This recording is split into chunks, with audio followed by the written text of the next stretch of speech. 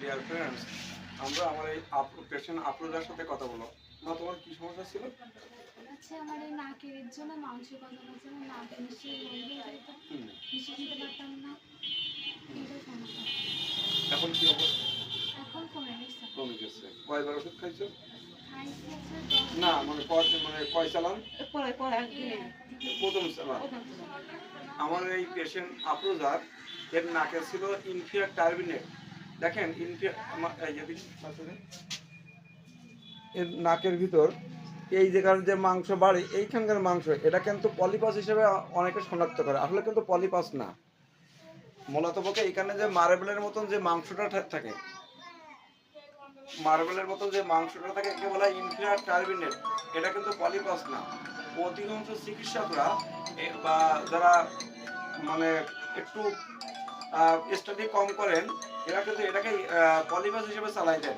পলিপাসের system হচ্ছে, polypus হলো নাকের ভিতর থেকে বাইরে চলে আসবে, ওপর থেকে বাইরে চলে আসবে, ঠান্ডা লাগলে পর ঝুলি পড়বে, গরম লাগলে পর ওপরে উঠে যাবে। It is called polypus.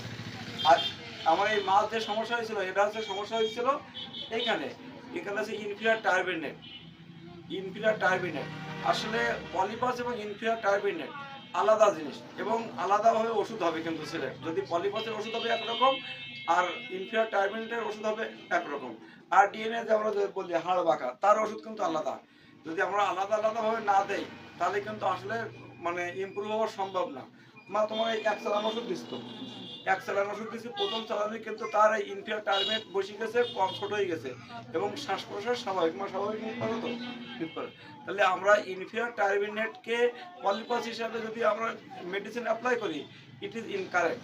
Correct হলো পলিপাসকে পলিপাস হিসাবে ওষুধ দিতে হবে, ইনফিরিয়র টার্বিনেটকে ইনফিরিয়র টার্বিনেট হিসাবে ওষুধ দিতে হবে, হাড় বাঁকাকে হাড় বাঁকা হিসাবে চিকিৎসা দিতে হবে, তাহলে ইমপ্রুভ হবে। যেমন আমার এই মায়ের ক্ষেত্রে হয়েছে, সে কিন্তু প্রথমবারে আল্লাহর মতো অনেক সুস্থ। সকলে তার জন্য দোয়া করবে।